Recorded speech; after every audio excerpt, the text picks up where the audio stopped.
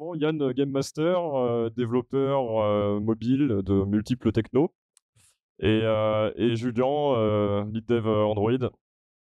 Voilà, Yann est en freelance, et puis Julien chez Ypon.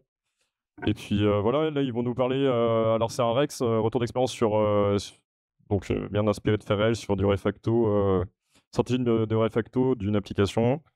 Et voilà, j'espère que vous avez bien mangé, que vous avez passé un bon moment. Et bon talk. Merci. Alors, ça va être un retour d'expérience assez abstrait parce que, en fait, plutôt que de vous parler d'un projet concret et de comment on a mis en place différentes techniques, on va plutôt en faire une généralité et pas parler du projet, lui-même. À savoir que, du coup, moi et Julien, on s'est rencontrés sur le dit projet avec pas mal de travail de refactoring. Et l'idée, du coup, c'est de vous montrer le travail qu'on a fait sur ce projet-là en termes de méthodologie, en termes de pratique de refactoring. C'est-à-dire qu'on va vous montrer du code pour illustrer le propos, mais l'idée n'est pas de vous montrer comment il faut faire avec tel ou tel code. L'idée, c'est de vous montrer plutôt une manière de penser le refactoring. Voilà. Du coup, allez prendre la place. Du coup, pour ça, on va vous parler un peu du contexte. Le contexte typique d'un projet sur lequel vous arrivez, vous avez passé les entretiens, on vous a décrit le projet, on vous a expliqué qu'il y a un peu de code legacy, il y a un peu de dev technique, mais ça va, on s'en sort, on arrive quand même à avancer malgré les bugs, rien de très grave. Et après, il y a l'arrivée sur le projet. Et généralement, que vous prenez pour une petite dev technique, et vous vous rendez compte qu'il s'agit de blocs de plusieurs milliers de lignes de code, d'une architecture sans consensus avec des briques différentes à droite à gauche, un manque de documentation technique ou une documentation technique invalide, un manque du designer, des bugs. Et vous vous dites par où je commence. Bah, ça, typiquement, quand on arrive là-dessus, un des premiers réflexes qu'on se dit, faut qu'on répare tout ça. Parce que si on veut pouvoir continuer à terme, il faut avoir quand même une base plutôt stable, plutôt solide. Donc, je vais vous expliquer pourquoi il faut refactorer.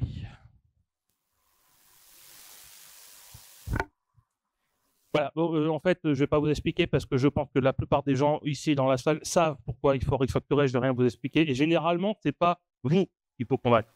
Généralement, ceux qu'il faut convaincre, c'est plutôt vos responsables. C'est eux les bonnes personnes à qui il faut expliquer pourquoi le refactoring, c'est important. Et je ne leur jette pas la pierre. Les responsables ne sont pas des techniques. Ils ne voient pas les problèmes concrets qu'il peut y avoir sur votre projet. Et surtout, la technique, il faut dire ce qui est, c'est votre problème, pas le sien. Lui, il s'occupe des fonctionnalités, il s'occupe des clients, des users. Au final, il veut juste que ça marche. Et ce, peu importe la manière. Alors, que ça marche, bien sûr, dans une certaine période de temps, avec plus ou moins de bugs, et surtout avec quelque chose qui rentre dans le budget du projet. Et tout le fond du problème est là, c'est qu'il faut convaincre cette hiérarchie, il faut leur expliquer la nécessité d'un refactoring. Parfois aussi se poser la question, est-ce qu'un refactoring est réellement nécessaire ou est-ce que ça peut attendre? Alors, en l'occurrence, dans notre cas, c'était nécessaire. Et généralement, les devs, quand ils cherchent à expliquer, s'ils cassent les dents. Et il se passe deux choses assez régulièrement quand on refuse un refactoring. Soit le dev le fait en sous-marin. Je pense, levez la main ceux qui l'ont déjà fait. Oh, bande de vilains petits canards. Et ceux qui ne font rien du tout et qui se laissent porter par le vent. Et qui est sur un projet comme ça actuellement où vous dites, de toute façon, pas possible de refactorer, on va faire avec. Ouais. Ah, quelques courageux quand même. Hein. Le truc, ce qu'il faut comprendre, c'est que ce que vous considérez comme choquant, vos responsables et ceux qui ne sont pas techniques ne le comprendront pas de cette manière. Ils vont voir une maison, ils vont voir des murs, ils vont voir quelque chose qui fonctionne globalement, mais ils ne vont pas voir les fuites qu'il y a au niveau du toit, ils ne vont pas voir les fondations branlantes, ils ne vont pas voir cette brique qui risque de faire s'effondrer toute la maison. Et ça, c'est votre rôle, d'essayer de le convaincre, de lui expliquer pourquoi c'est important. Oui. Et pour ça, je vous propose une petite foulée d'arguments qui fonctionnent selon les gens. Un des points de départ, c'est de chiffrer le temps passé à corriger des bugs. Et généralement, sur un projet avec un legacy qui pose vraiment problème, vous aurez des chiffres facilement trouvables sur un Jira ou n'importe quel outil de gestion que vous utilisez. Prenez le temps de filtrer la quantité de bugs, essayez d'analyser si vous avez l'information, le temps passé sur chacun de ces bugs, et ça vous permettra d'avoir un point de départ pour expliquer, bah oui, on a beaucoup de bugs dans le projet, c'est pas anecdotique. Autre chose, ça peut être le nombre d'utilisateurs impactés par ces bugs. Pareil, avec un Crashlytics par exemple ou un Sentry, vous pouvez facilement avoir le taux d'utilisateurs impactés par des crashs, voire par des bugs si vous avez configuré les outils un peu plus loin.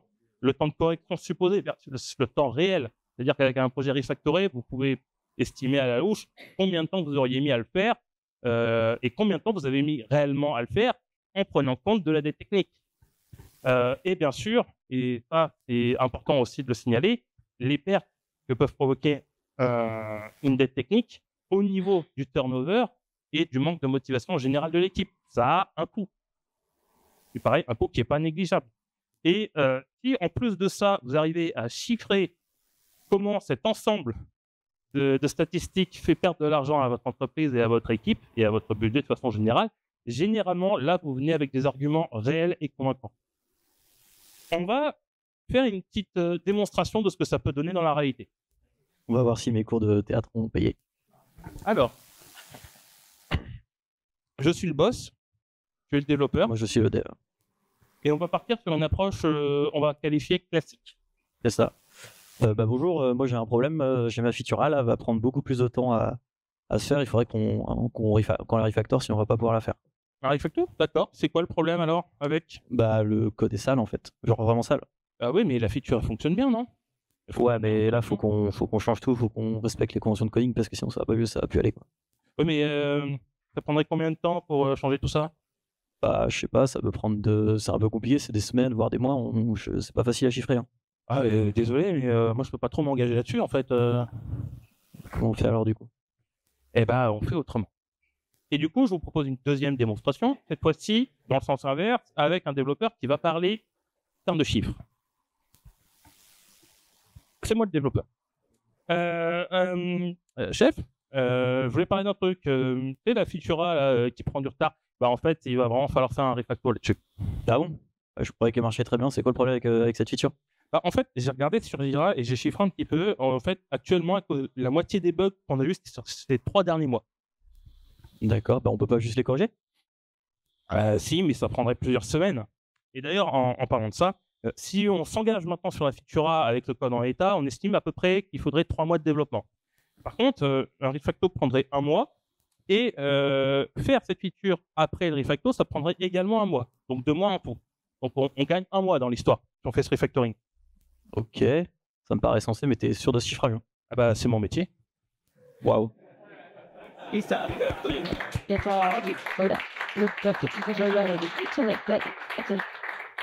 Voilà. Bon, je sais que je vous bassine avec CQFD. sur ces histoires de management depuis tout à l'heure, mais je vous rassure, ça a de l'importance pour la suite. On va essayer d'établir un barème sur qu'est-ce que les critères de réussite d'un refactoring. Alors, on a tous nos critères à nous en termes de technique, en termes de est-ce qu'on a installé les bons outils à jour, est-ce qu'on a installé les trucs modernes, est-ce qu'on a installé des choses. Là, je vais vous parler de critères qui sont jugeables et chiffrables par des non techniques, par le reste de votre équipe. Et là encore, ça a son importance. On va parler de la vitesse de refactoring. C'est un des premiers critères. C'est un refactoring, c'est une perte sèche du point de vue de l'entreprise. Donc, il faut que ce soit le plus rapide possible du point de vue du management. La couverture de test, pareil, c'est un indicateur chiffrable facilement. On peut sortir des chiffres de couverture de notre code plus facilement et donner du coup des indicateurs de sécurité du code. On va dire ça comme ça. La visibilité du refactoring, parce qu'un refactoring qui se fait de façon discrète pendant plusieurs mois et que personne d'autre n'est au courant, ça peut être effrayant, pareil, pour l'ensemble de votre hiérarchie. Il faut pouvoir montrer des résultats et montrer l'avancement sur votre refactoring. Les gains à court terme pour le projet, que je différencie de la visibilité du refactoring par rapport au fait qu'on veut que le refacto serve à court terme, qu'il serve une fonctionnalité importante, qu'il serve un futur projet, qu'il serve de manière générale sur quelque chose qui va apporter de la valeur à vos utilisateurs, à vos clients, quelque chose qui va vraiment faire gagner à l'entreprise. La qualité du code après le refactoring, ça généralement, vous êtes plus doué là-dessus. Enfin, nous, en tant que tech, je veux dire, on est plus doué là-dessus. On peut mesurer avec des outils d'analyse statique, notamment, je pense à SonarCube, mais je suis sûr que vous en voyez d'autres. et les risques de régression qui sont mesurables avec le nombre de bugs issus d'un refactoring après que le dit refactoring soit fait. D'ailleurs, un des seuls problèmes de ces indicateurs, c'est que la majorité d'entre eux sont mesurables après coup. On va vous montrer et vous parler de différentes approches. Et ces approches, il faut savoir qu'on les a testées. Toutes, y compris les prochaines qu'on va montrer. On va montrer 3 approches globalement. 3 approches sur vraiment des points communs. Ils sont basés sur des techniques existantes. Ils sont basés sur de l'expérience personnelle, enfin, vie personnelle, et aussi pas mal d'empirisme. Ce ne sont pas les seules techniques qui existent, ce ne sont pas les seules méthodes, bien entendu, mais elles ont toutes plus ou moins des points communs et c'est des méthodologies que je vous conseille au moins de tester si vous en avez l'occasion pour voir leur efficacité et voir si vous ne trouvez pas d'autres méthodes qui vous correspondent mieux à votre projet. Et je passe la main. Merci bien. Effectivement, alors avant de vous parler des 3 méthodes qui marchent, ou du moins qu'on a testées sur le projet en commun et qui ont toutes leurs avantages et inconvénients, on va surtout vous présenter ce qui ne marche pas de manière assez claire. La première, ce qu'on a appelé l'approche autruche, à savoir, ça va, on corrige les bugs et tout va bien. Grosso modo, c'est quoi? C'est que on revoit le code au cas par cas, en se disant que de toute façon, si on arrive à corriger le bug, tout va bien et au pire, on verra quand le prochain bug arrivera. Et ça on voit avec le temps s'il faut vraiment refaire, mais pour l'instant, tout va bien et on n'a rien vu, quoi. Ça fonctionne pas dans la pratique, tout simplement parce que les bugs, c'est cool, t'en corriges un, t'en corriges 2. Mais après, on se rend compte qu'en corrigeant un bug, on en crée 2. Et ça fait effet boule de neige et ça ne marche pas. On peut vite être surchargé par les bugs en production. La deuxième approche, ça va être l'approche silo. C'est ce qu'on peut voir notamment des fois dans des refontes complètes où on va laisser tout un projet à l'abandon à côté et on va refaire tout un code sur une nouvelle stack, sur une nouvelle techno des fois, pendant que l'appli actuelle en production végète et n'est plus maintenue, quoi. C'est pas forcément une bonne idée, clairement. Revoir l'intégralité du code en mode tunnel, ça fait aussi décorréler en fait les besoins des utilisateurs qui utilisent encore l'application, même si elle est buggée, etc., avec ce qui va être produit en mode refonte complète avec potentiellement des pertes de features et du coup une approche fonctionnelle biaisée, quoi. C'est un peu ce qu'on peut retrouver dans les projets en cycle en V, où on se rend compte à la fin que ce qu'on a développé, c'est pas du tout ce que les utilisateurs attendaient. Et de toute façon, c'est quasiment impossible en réalité parce qu'effectivement, l'application elle vit, celle qui est en production, elle vit, et il y a d'autres bugs qui arrivent et on est toujours occupé avec celle-ci, quoi. La troisième approche, c'est l'approche planquer les cadavres. Je crois qu'il y avait un même, voilà. L'idée, c'est de se dire, ok, bon, on a un code existant qui n'est pas forcément fou à l'instant T, mais à partir de maintenant, on va se mettre à faire les nouvelles features de manière propre. On va instaurer des bons standards, etc., des bons metrics. C'est cool, sauf que en général, sur les applis qui ont déjà un petit peu de vécu, tout le socle technique, toute la base du code, en fait, si on veut, est du coup mauvais, même si on fait les nouvelles fonctionnalités de manière sensée, le code de base et ce sur quoi tous les gros modules reposent sont mauvais, et donc ça, au final, ça ne change rien. Ajoutez à ça le fait que sur les projets d'environ un peu plus de 2 ans, on a peu de grosses nouvelles fonctionnalités, donc le bon code, celui qu'on a envie d'utiliser, celui qu'on a envie de maintenir, est finalement marginal au sein de l'application, quoi. Voilà. Enfin, on a la dernière approche qui ne marche pas, l'approche NPE, Pôle emploi, France Travail, on ne sait plus très bien. L'idée, tout simplement, c'est de se dire, j'en ai marre de ce projet, je suis sûr qu'il y a d'autres boîtes qui ont des projets bien plus cool, l'herbe est plus verte ailleurs, comme on dit, donc je m'en vais.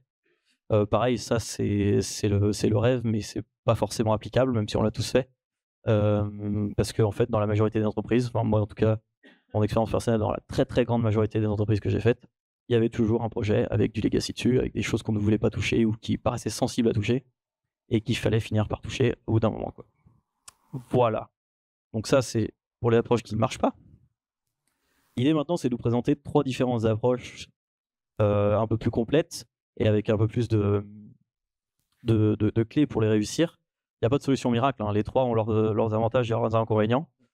Et surtout, elles peuvent fonctionner qu'à une seule condition, à une seule un seul composant commun. Ce sont les tests. Alors, je ne sais pas si vous voyez au fond. Vous arrivez à voir? Je peux peut-être grossir un tout petit peu. Voilà. Voilà, c'est exactement ça. Il faut baser, toute notre approche est basée sur les tests, soit le maintien de tests existants et de capitaliser dessus, soit la création de nouveaux tests, que ce soit UI, intégration, unitaire, etc. etc.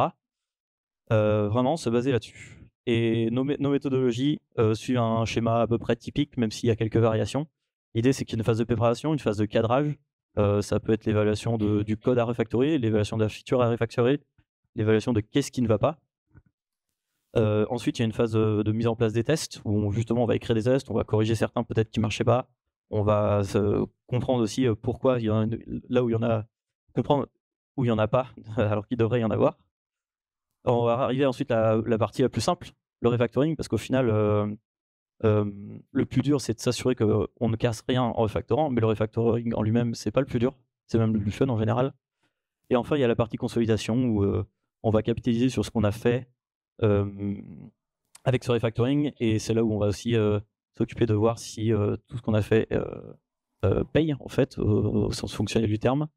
C'est aussi l'occasion de se dire que on a commencé à faire des choses pendant ce refactoring qu'on veut industrialiser. Hein. Ça peut être la mise en place de CI, ça peut être du pair programming instauré de manière régulière, ça peut être aussi des mises à jour de dépendances ou des migrations techniques qui ne pouvaient pas être faites avant. Voilà, c'est la consolidation. Toutes les méthodes suivent à peu près le même schéma, même si c'est pas forcément aussi clair sur les différentes méthodes. Voilà. Je te passe la main, Yann. Tu vas nous expliquer l'approche par classe. Petit truc qui m'est passé par la tête en revoyant les approches qui ne marchent pas, elles aussi ont été testées. C'est bien pour ça qu'on vous dit qu'elles ne fonctionnent pas. Et je m'excuse pour les boîtes qui ont dû subir ces approches. Je sais qu'il ne faut pas dire qu'on s'excuse, mais bon, vous avez compris le principe, quoi. Du coup, l'approche par classe. Donc, on va partir sur cette première approche qui est à la fois la plus simple à comprendre, mais aussi la plus difficile à mettre en pratique. Vous allez comprendre pourquoi. Si vous vous souvenez du coup le schéma que montrait Julien, on va avoir une première étape de cadrage, entre guillemets, où là, ce cadrage-là, en tout cas dans cette méthode, ça va être de séparer notamment la gestion UI, mais globalement tous les éléments qui peuvent être pénalisants dans la mise en place de tests unitaires dans des classes qu'on appelle proxy.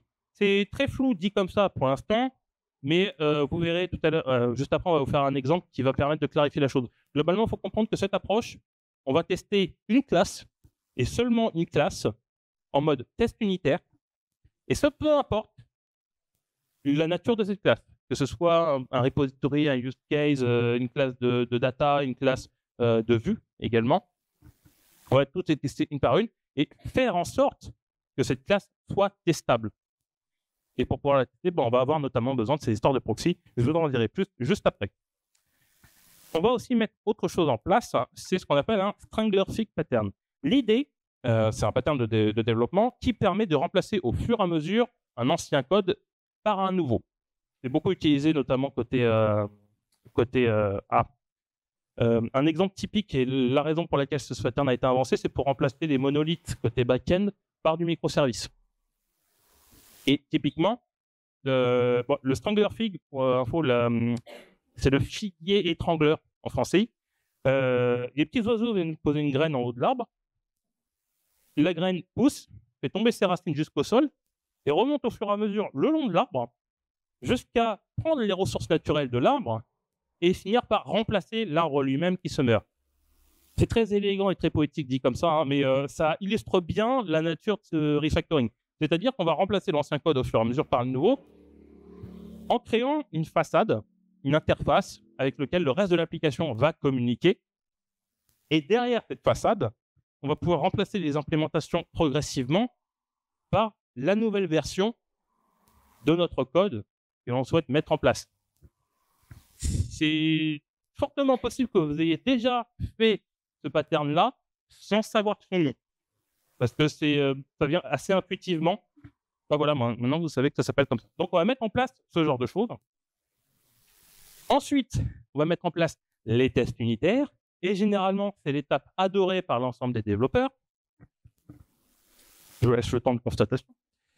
On on va réinsister un peu là-dessus. Les tests unitaires sont hyper importants dans un refactoring. C'est votre source de vérité. Et peu importe, on va voir par la suite qu'il y aura d'autres sources de vérité que les tests unitaires. Mais il vous en faut toujours une. Il vous faut une garantie que ce que vous faites ne casse pas l'existant. Et c'est un des principes fondamentaux qu'il faut bien garder en tête. Ensuite, comme disait Julien, la partie préférée, le refactoring lui-même. Là, généralement, vous vous faites plaisir, vous intégrez ce que vous voulez, à ceci près que ça doit respecter les tests unitaires. Les tests unitaires doivent toujours fonctionner. Et que la structure du code puisse fonctionner dans l'application au global. C'est-à-dire que, d'une certaine façon, vous êtes quand même gêné, en tout cas dans cette approche, par le fait que le reste de l'application, lui, n'est pas migré. Vous avez migré qu'une seule classe. Vous allez migrer qu'une seule classe. Je vous donne quand même quelques conseils pour la route, des conseils un peu bateaux, je vais dire, mais que la plupart d'entre vous connaissent, je pense. Respectez les principes solides. Je ne vais pas vous décrire chaque lettre, chaque principe qui se trouve derrière. Ce n'est pas l'objectif. Mais si vous ne connaissez pas, je vous invite très fortement à aller vous renseigner là-dessus. D'utiliser les design patterns quand ils sont utiles et de ne pas les utiliser en abondance juste pour le principe de les utiliser. Mais les utiliser, c'est bien quand même, ça peut résoudre un paquet de problèmes. Et aussi, pareil, un petit conseil pour la route, limiter le nombre de lignes par classe pour garder un code lisible et maintenable. Voilà. Je suis sûr que vous avez un ensemble d'idées de comment gérer un refactoring, de bonnes choses à mettre en place. Là encore, ce n'est pas le sujet. Je laisse libre cours à votre imagination là-dessus. Et enfin, la phase de consolidation, où on va retirer les fameux proxys dont on parlait au début, que je vous montrerai après. Et globalement, on va nettoyer le code pour retirer un peu tous les échafaudages qu'on avait mis en place pour rendre le code testable. Parce que votre code, normalement, à l'issue de ce refactoring, est censé être testable sans tous les outils que vous avez mis en place. Et pour ça, on va faire une petite démo.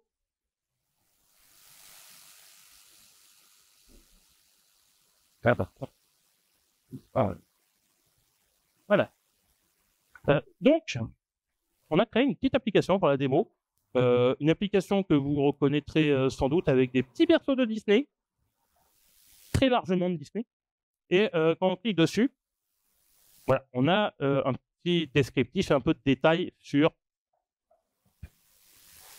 le personnage en question.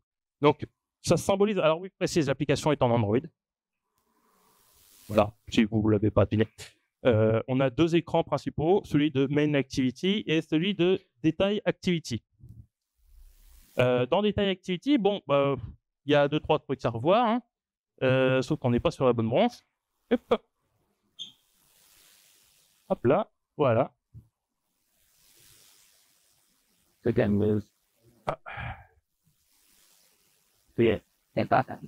Voilà, comme ça.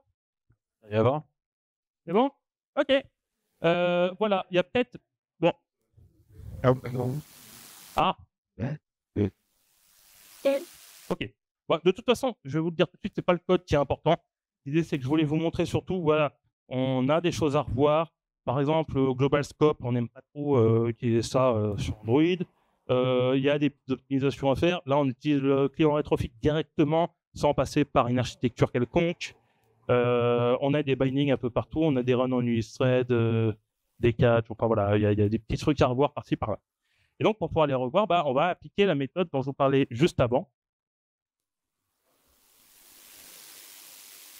C'est bien, je fais un peu de kiné là depuis tout à l'heure. Pratique.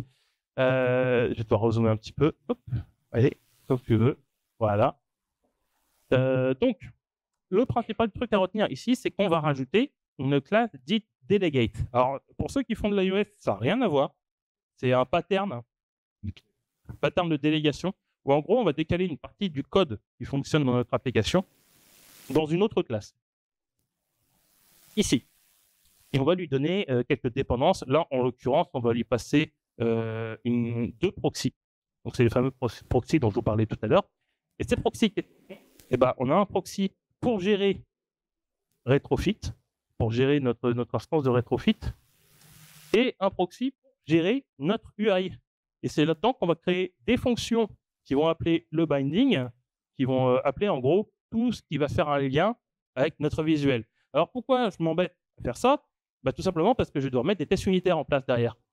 Et que si je mets un test unitaire en place sur l'activité que je veux revoir, en l'occurrence détail activity, bah, ça va me péter à la tronche. Pourquoi? Parce que en Android, on ne peut pas faire appel au framework Android dans les tests unitaires. Donc, je dois remplacer toute utilisation du framework Android dans mes tests unitaires par des fausses implémentations.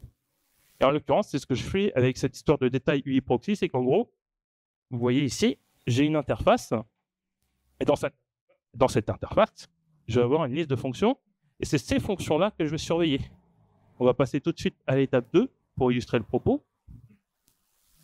Bah, c'est pas la bonne. Spoiler. Là.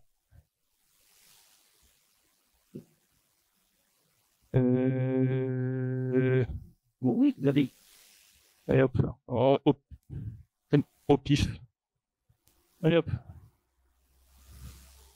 Voilà, bon, ça marche. C'est bon. Du coup, l'idée, c'est que on va pouvoir créer des fake proxy. Donc ici, on a un fake proxy sur l'UI, donc qui va venir. En fait, au lieu de faire du binding point machin, on set les données, bah, on va juste récupérer sous forme de variable quand l'appel aura été fait, ce qui nous permettra ensuite dans le test unitaire de faire des assertions. Et pareil pour le service, en fait, on va remplacer l'utilisation de retrofit juste par renvoyer un truc qu'on aura précédé à l'avance dans nos tests. Et du coup, on a le test lui-même. Il va mettre en place ces faux proxys. Il va appeler notre delegate, donc la classe qu'on avait fait tout à l'heure. Et notre delegate, on va appeler la fonction dans ce delegate que l'on souhaite tester. Et on va faire ça avec l'ensemble de nos... on va faire ça avec l'ensemble des fonctionnalités, des cas que gère notre activité. Et on va faire autant de delegates que de cas qui sont gérés dans notre activité. D'une activité à l'autre, bien sûr, ça peut être très variable. Là, ici, dans notre exemple, on n'en fait qu'un seul parce qu'on veut tester qu'un seul cas. Mais imaginez une activité beaucoup plus complexe, par exemple, avec 1 millier, voire 2000 lignes, bah, on aura une vingtaine de delegates, par exemple, qui géreront des cas différents. Et normalement, ça doit pouvoir se faire à un moment donné. Vous devez pouvoir trouver des choses à séparer dans votre code qui vous permettent en fait de tester indépendamment. Pourquoi c'est important de faire ça? Parce que l'objectif, c'est, comme on vous l'avait montré avec le diagramme sur le Strangler Fig Pattern, l'objectif est de migrer progressivement et pas tout d'un coup. C'est-à-dire que vous faites une vingtaine de delegates, par exemple, dans votre activité, imaginons, bah, vous allez d'abord changer un truc, puis envoyer ça en production, vérifier que ça ne casse rien, puis ensuite, vous en faites un deuxième, puis ensuite un troisième, un quatrième, et comme ça, vous pouvez faire votre refactoring très progressivement. Et valider à chaque fois que vous n'avez pas de régression, ou s'il y a une régression, que son impact soit très limité. Qu'est-ce que vous savez, qu'est-ce qui aura changé, et vous pourrez du coup vérifier facilement qu'est-ce qui est la cause de ça. Après, on a la troisième étape. Celle, normalement, si vous avez su, vous devrez savoir laquelle c'est. On a fait les tests unitaires, donc l'étape suivante maintenant. Le refactor lui-même. Nickel. Je drop. Je drop the mic. Donc là, on a fait un petit refactor. Bon, là, pareil, je ne vais pas vous bassiner avec l'architecture classique sur Android. Soit vous la connaissez, soit vous en fichez, selon votre techno. Et du coup, on a installé un géomodèle, etc. On a toujours notre delegate, mais on a changé un peu ce qu'il y a dedans. Et on lui passe maintenant directement un géomodèle. Et si on regarde notre new delegate, on voit qu'on a directement notre fetch caractère, donc la fonction qu'on testait tout à l'heure, qui va faire appel à une fonction de notre view modèle. Notre test, lui, n'a pas changé. Enfin, il a un petit peu changé pour faire en sorte que notre view modèle fonctionne, parce qu'on a des problématiques liées au lifecycle et aux coroutines, mais c'est de l'ordre du détail, c'est de l'ordre de la configuration. Fondamentalement, le cas qu'on teste reste toujours le même. Et du coup, on a bien le même cas qui est testé, sauf que là, bah, on a créé des use cases, on a créé des repositories, bref, on a mis en place une clean architecture, on a refactoré notre code.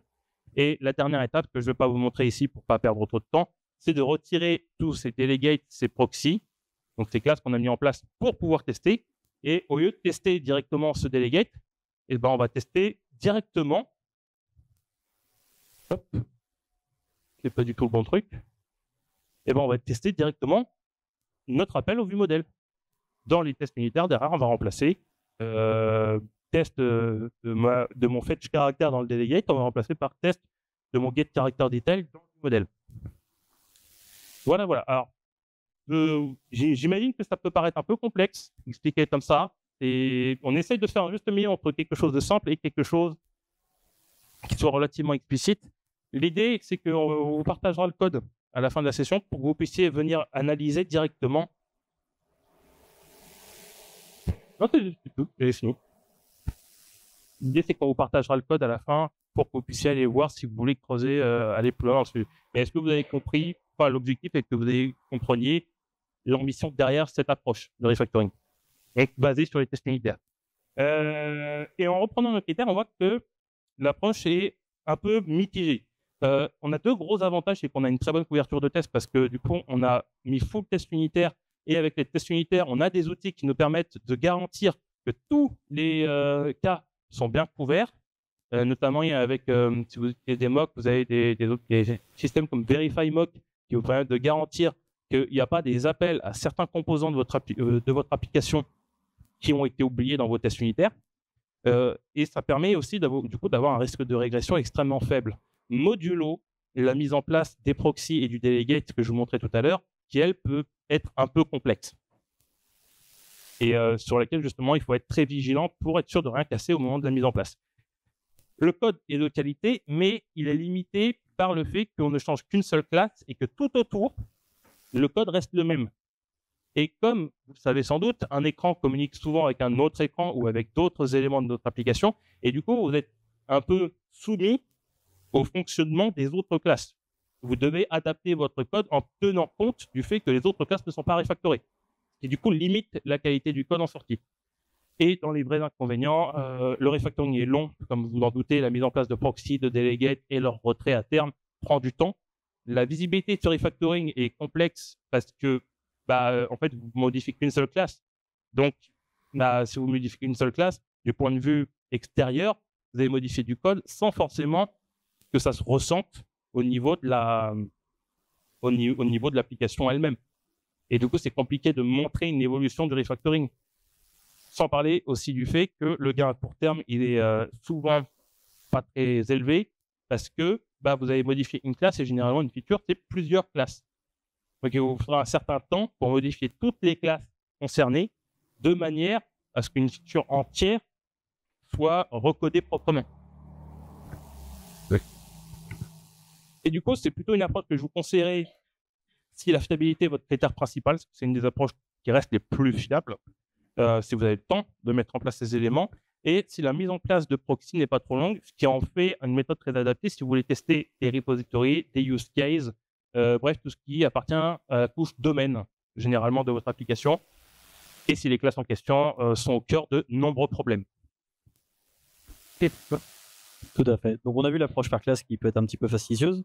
L'idée, ce qu'on s'est dit, nous, après, c'est peut-être d'avoir une approche un peu plus globale, plutôt que classe par classe. C'est ce qu'on a appelé l'approche par feature. Alors l'approche par feature, c'est quoi? Effectivement, si on se dit qu'une classe fait partie au final d'une feature ou est utilisée par une ou plusieurs features, est-ce qu'on ne pourrait pas lister l'ensemble des features critiques de l'application et quelles sont celles qui posent problème au sein des différentes classes, qu'on peut le voir ici. L'idée, c'est d'être le plus exhaustif possible sur les fonctionnalités à tester. Et il ne faut pas oublier de cas de figure, même les plus bénins, même une simple ligne de code dans un fichier un peu obscur. L'idée, c'est de recenser tout ça.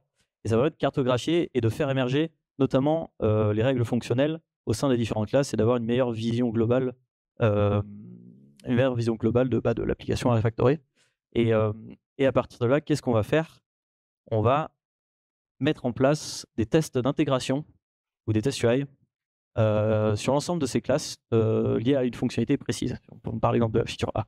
Alors, il faut faire attention parce que du coup, les tests UI, c'est bien connu, c'est pas super fiable. Ou alors, il faut mettre les moyens pour garantir leur fiabilité. Donc, ça passe par l'automatisation sur une CI, ça passe par une bonne écriture de ces tests. Mais l'idée, c'est justement de faire confiance à ces tests pour se dire, sur cette feature, j'ai des tests qui passent et je sais que ces tests-là sont la source de vérité à l'instant T.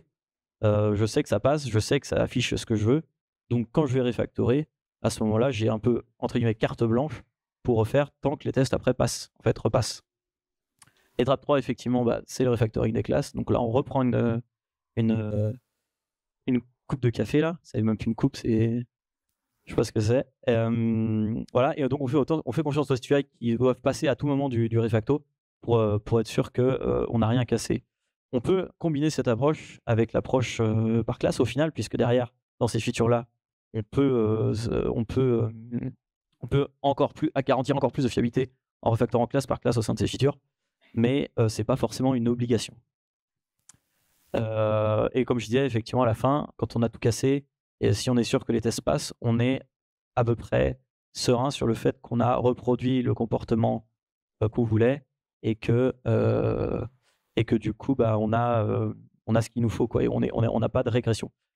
Bien évidemment, quand je dis on fait confiance aux tests, on parlait des STUI qui sont la source de vérité, mais dans notre refacto, on a aussi écrit tous nos tests unitaires dont on a besoin pour s'assurer que ce qu'on a refactoré fonctionne et est pertinent, quoi. Voilà. Et on va passer aussi sur une petite démo. Enfin, on va rester assez succinct parce que c'est pas forcément le propos de rentrer dans le détail. Hop. Je crois que ça va être celle-là. Donc l'idée, en fait, on a toujours notre detail activity là, notre écran detail qui est pas forcément fou, même si c'est même nul à chier si on peut le dire. L'idée, c'est d'abord de faire émerger les règles fonctionnelles. Donc, c'est ce qu'on pouvait appeler la phase de cadrage au tout début. Hop, là, c'est vide, mais on s'est dit, voilà, quand on a un résultat, quand on en récupère un caractère, on veut afficher telle ou telle donnée. Quand on n'a pas de caractère, on veut afficher un message d'erreur. Et quand par exemple, on a l'API qui est down, on veut aussi afficher un autre message d'erreur. Pour l'instant, c'est juste les règles, c'est juste l'établissement des règles fonctionnelles à travers des tests UI. On les remplit pas forcément. Ça va être, là, sur cet écran, c'est relativement simple, mais sur un écran qui a beaucoup de règles, croyez-moi, c'est assez fastidieux à faire. Mais l'idée, c'est de présenter sous forme de test. On passe alors à l'étape 2, qui va plutôt être l'écriture de ces tests. Si je la retrouve. Hop.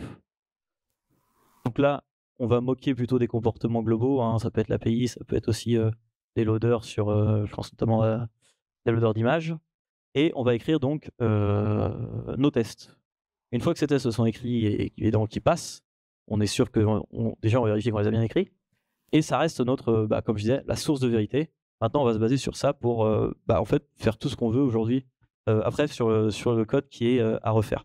Quand on voit d'ailleurs là que tout est un peu centralisé sur 5 fichiers, si on passe à l'étape 3, hop. Là, on voit qu'on a éclaté pas mal le code, on a encore ces tests qui n'ont pas bougé au final. Ces tests-là n'ont pas bougé et sont censés passent d'ailleurs, hein, si vous lancerez l'appli, vous verrez. Et on en a profité de toute façon en refactorant, donc on a mis en place une petite architecture à base de use case. On en a profité aussi pour créer des tests unitaires qui, eux, du coup, sont censés s'assurer du refacto fait, que celui fonctionne bien aussi. Il est conforme à ce qu'on attend. Voilà. Donc après, pareil, on peut capitaliser dessus puisqu'on peut, en fait, alors si je repasse sur Tac, l'idée c'est de capitaliser dessus sur les tests UI parce qu'en fait, on peut faire confiance dans les tests unitaires, mais justement les tests UI c'est pas forcément les choses qu'on a l'habitude de faire dès le début. Si là on les a fait et une fois qu'on a refactoré, on peut s'en servir pour définir des scénarios complets, avec des tests end-to-end pour déterminer les features critiques et s'assurer que quand on met en production par exemple, on a tout qui passe bien. Hop.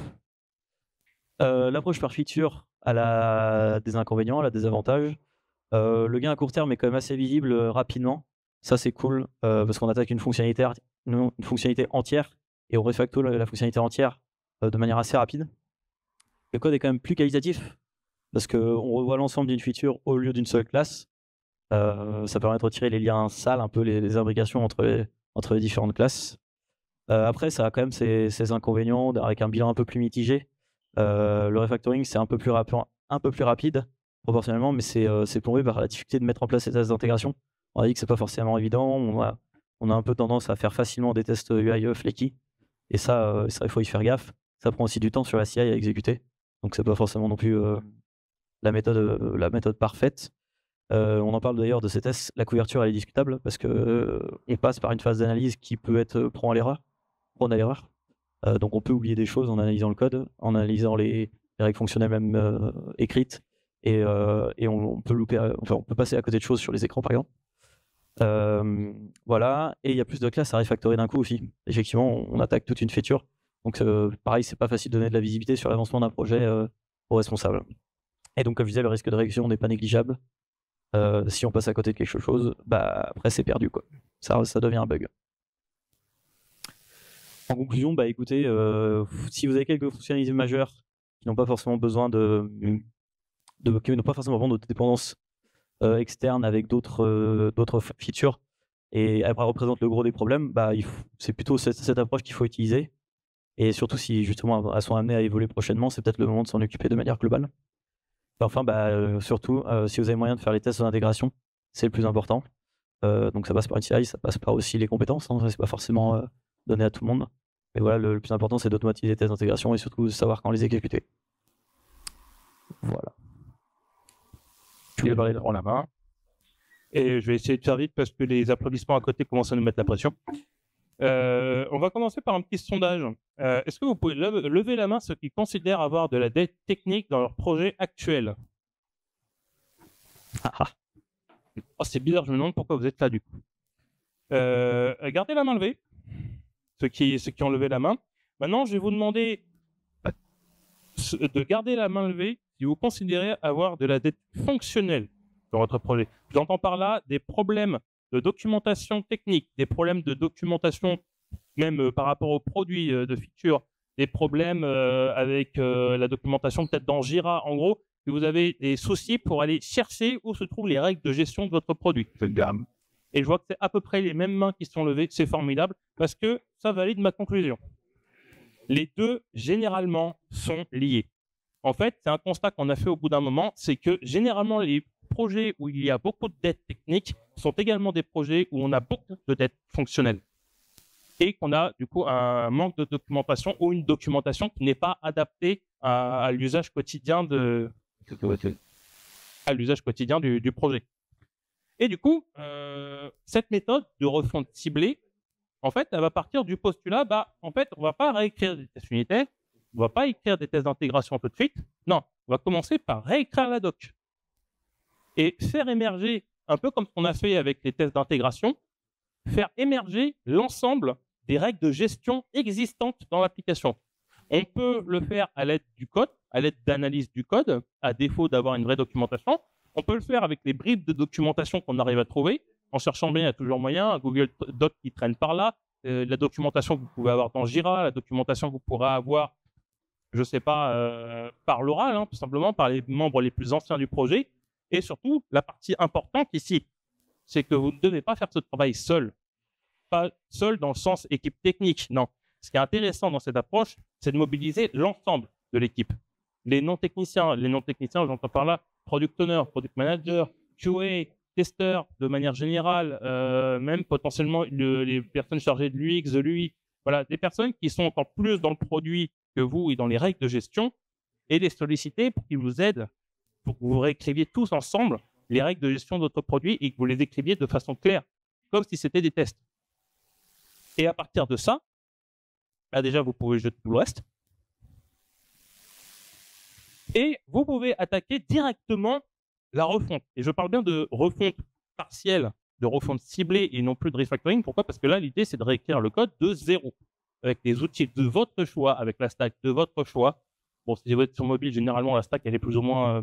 voilà. Et surtout, parce qu'on ne va jamais assez insister dessus, avec des tests unitaires et du TDD.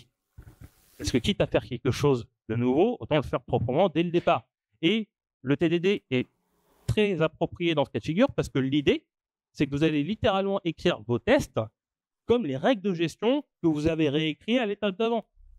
Limite, même si vous en sortez bien, vous pouvez faire des liens directs dans votre code entre les tests unitaires et les règles de gestion que vous aurez stockées dans l'outil de votre choix, que ce soit un Notion, un Wiki ou n'importe, ou Atlassian, ceux qui veulent, ceux qui essayent. Et Après, le refacto, là, encore une fois, vous faites ce que vous voulez. Vous amusez. L'avantage, c'est que vous pouvez vous amuser encore plus que dans les étapes d'avant, parce que là, comme je vous dis, vous redémarrez de zéro. Donc, vous pouvez littéralement faire du compose si vous le voulez, que vous aviez des trucs qui allaient pas avant. Vous pouvez mettre en place du KMP si jamais c'est utile. Voilà. Vous pouvez vraiment mettre en place ce que vous voulez.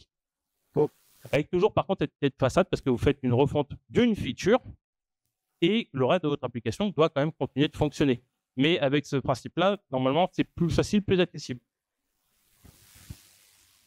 Et voilà, ça résume plus ou moins ce que je viens de dire, globalement. Et la dernière étape, c'est de brancher cette nouvelle refonte sur votre code existant. Alors bien sûr, on ne va pas brancher qu'une fois que c'est fini. L'idée, c'est essayer de brancher petit à petit, de façon à pouvoir tester, de pouvoir avoir des premiers retours sur la feature et de voir comment elle valide ou non les règles que vous avez réécrites et que ça correspond bien à ce qui est attendu par les utilisateurs. Voilà. Et donc, on va passer à une dernière petite démo. Rapidement, hein, je crois qu'on a encore un peu de temps. Ouais. Hop. Donc là, ici, comme on disait, l'idée, c'était de faire, d'écrire et de poser la documentation fonctionnelle dès le départ. De se dire, on va tout refaire, donc autant cocher ça sur papier comme il faut. Donc là, hop. Alors, c'est très succinct. Hein. On l'a fait sur c'est un petit projet test. Hein. Mais l'idée, c'est de se dire, OK, on a des règles de gestion, on les écrit. Et donc, on va se baser sur ça pour se dire, OK, on veut refaire l'écran de detail, comme on a dit. On a ça. Et on va réécrire de zéro. L'avantage, c'est que maintenant, on peut choisir ce qu'on veut faire. Bon, on n'a pas non plus réinventé la roue derrière. On met une archi un petit peu basique qui permet juste au moins de tester ce qu'on fait. Hein. Déjà là, on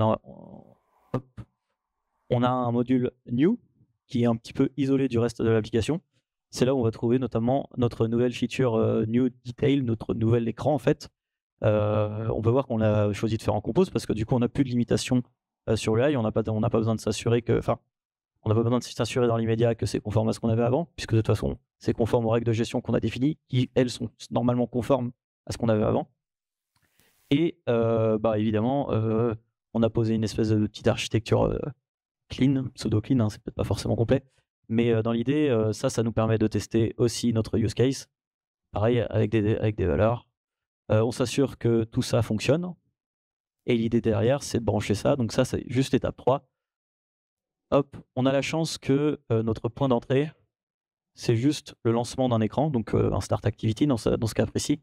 Et donc, dans notre main activity, ici, je ne sais plus exactement où, ici, en fait, on a remplacé notre detail activity.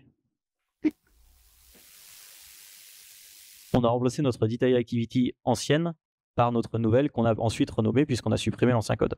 Donc là, on retrouve notre code compose qui est aujourd'hui la source de vérité, qui est testé et qui aujourd'hui ne pose plus de problème.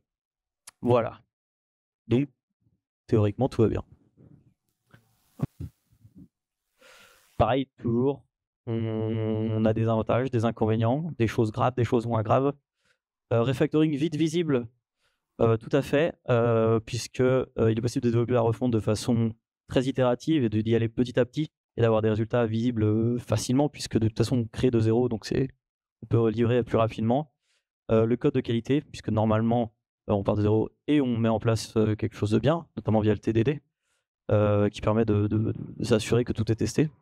On a des gains à court terme, parce que la refonte ciblée, ça se permet de se focaliser sur une seule feature dans la lab aussi, une seule dépendance, ou un seul... on peut parler d'écran notamment, un seul point d'entrée qui permet de se dire là on a branché quelque chose de nouveau et tout de suite on est sur quelque chose de propre.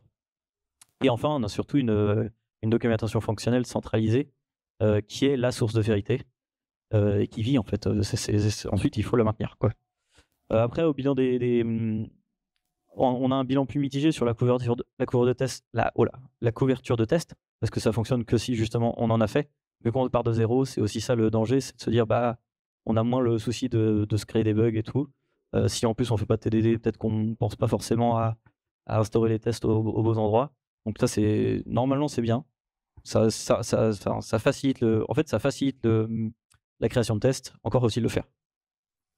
Le refactoring peut être rapide, même le plus rapide des trois, puisqu'on part de zéro. mais seulement si la partie fonctionnelle de l'équipe, c'est là où justement on ne fait pas intervenir tous les techos, on fait intervenir toute l'équipe, je pense au PO, au QA, etc. Toute l'équipe, sinon ça prend beaucoup plus de temps parce que eux aussi ils ont leur input à apporter. Et voilà, et justement c'est aussi ça le souci, c'est que ça peut ça peut mobiliser plus de personnes sur un projet et donc peut-être aussi coûter un peu plus d'argent introduit dans ce refactoring. Enfin, il y a surtout ce risque élevé de régression, parce que justement, si on réécrit la documentation fonctionnelle, c'est peut-être parce qu'on n'en avait pas ou parce qu'on n'en trouvait pas beaucoup, que c'était difficile de comprendre juste par le code. Donc potentiellement, on a encore plus d'oubli à faire quand on l'écrit. Voilà. Globalement, c'est une méthode à utiliser si justement, comme je disais, cette documentation elle pose problème, qu'elle soit inexistante, qu'elle soit mal écrite, qu'elle soit un peu éparpillée partout. C'est une bonne solution de cette approche pour un petit peu centraliser et clarifier tout ça. Une chose importante également, c'est qu'il faut que les features soient quand même assez indépendantes les unes des autres. On avait dans notre cas précis juste un écran qui était isolé du reste des autres écrans, en l'occurrence l'autre écran. C'est pour ça que c'est pratique. Si des features sont très très imbriquées les unes entre les autres avec beaucoup de dépendances entre les unes et les autres, ça peut être beaucoup plus compliqué. Si vous avez beaucoup de features à revoir et que vous souhaitez repartir des bases scènes, au moins on repart sur du code propre tout neuf. Donc effectivement, ça peut aider. Et enfin, comme je disais, si vous avez l'assistance de l'entièreté de l'équipe, Product Manager, UX UI, QA, ça peut être un peu tout le monde. L'idée, c'est que tout le monde travaille ensemble pour déterminer quelle est la bonne solution pour ce refacto. Voilà. Promis, on a presque fini. Oui, on arrive à la fin. Du coup, maintenant qu'on vous a présenté toutes ces approches, on va passer à la partie moralisatoire de ce talk. Non, je déconne, on va juste vous dire la meilleure approche. La meilleure approche, c'est de ne pas avoir besoin d'une approche, en fait, tout simplement. Si aujourd'hui, on s'est retrouvé sur ce projet ensemble à devoir déterminer quelle est la meilleure solution pour pas avoir trop de régression, pour pas faire trop d'informations, pour pas causer trop de problèmes, c'est que justement, il y avait eu une sorte de laisser-aller avant, qu'il y avait eu une sorte d'apathie ou voilà, le projet avait un peu drifté sur de mauvaises pentes. L'idéal, c'est de pas avoir d'une approche, c'est d'intégrer ça dans le mindset de l'équipe le plus tôt possible, même en amont.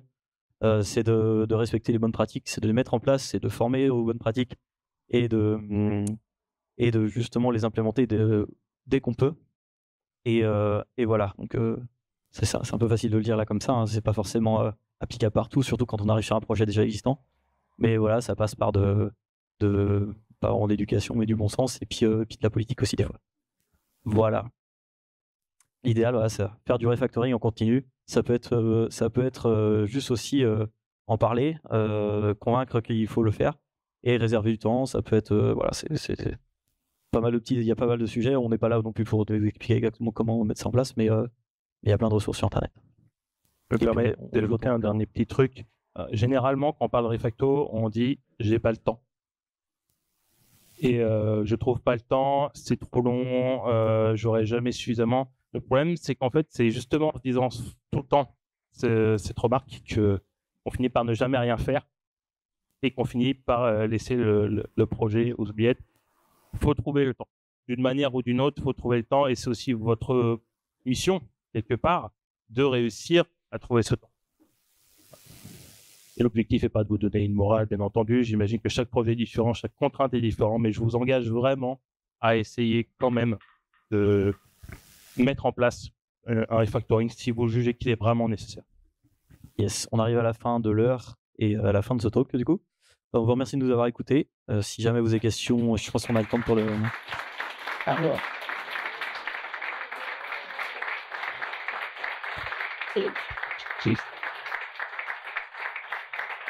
Merci.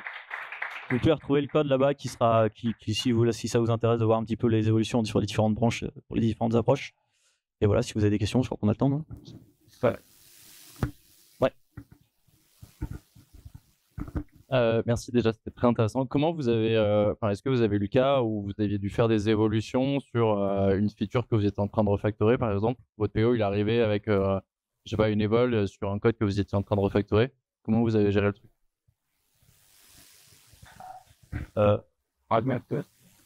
Alors, sur le projet auquel on a travaillé tous les deux, on n'a pas eu le cas de figure, mais j'ai déjà eu le cas de figure, moi, personnellement, sur un autre projet. Généralement, on prend le temps d'en discuter et on voit...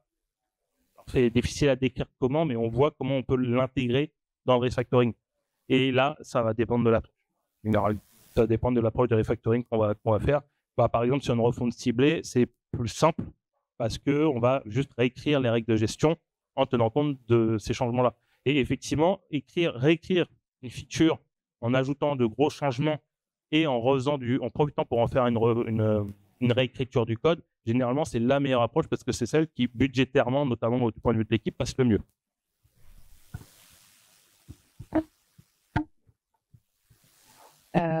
Au tout début, vous avez parlé du fait qu'il faut chiffrer au maximum les différents coûts et gains de faire du refactoring. Vous avez aussi parlé du chiffrage des fonctionnalités durant le refactoring. Mais est-ce qu'il vous est arrivé quand même d'arriver dans des cas où les chiffrages ne sont jamais valés?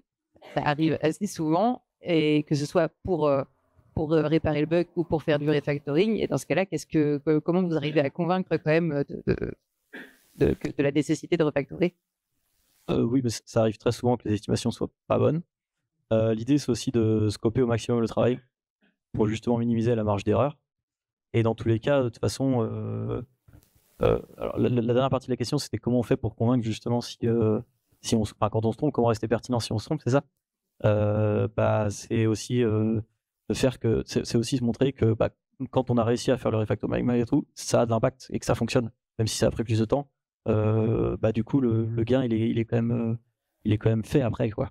Je veux dire, si on a refactoré cette partie et qu'on a moins de bugs, encore une fois, faut tracer tout ça, faut pouvoir avoir justement les métriques qui font que la prime par la valeur. C'est ça. En fait, à la fin d'un refactoring, quoi qu'il arrive, même si tu as du retard, tu as des chiffres, tu as des bugs en moins, tu as une qualité de code supérieure. Enfin, voilà, tu peux sortir d'autres chiffres que la vitesse de refactoring. Et effectivement, tu peux dire, désolé, je me suis trompé. Effectivement, ça a pris plus de temps parce qu'il y a tel ou tel truc. Mais après, avoir le niveau de compréhension que tes responsables peuvent avoir là-dessus. Et toi aussi, la marge d'erreur que tu t'es permise sur ton estimation. Maintenant, effectivement, il ne faut pas avoir peur de faire une estimation large. Si derrière, tu as un doute, s'il y a une méconnaissance du code et que il y a un risque de découvrir des choses auxquelles tu ne t'attendais pas dans le code que tu souhaites refactorer. Mais oui, c'est pas évident, je suis d'accord. Et je vais retourner une dernière chose, justement, c'est prévenir le plus vite possible à chaque surprise qui arrive en refacto. Prévenir que là, ça a de l'impact et prévenir que, ok, je l'avais pas vu. Est-ce que c'était de ma faute? Est-ce que c'était pas de ma faute? Des fois, c'est pas forcément visible. Mais prévenir dès le début et puis après de négocier au final.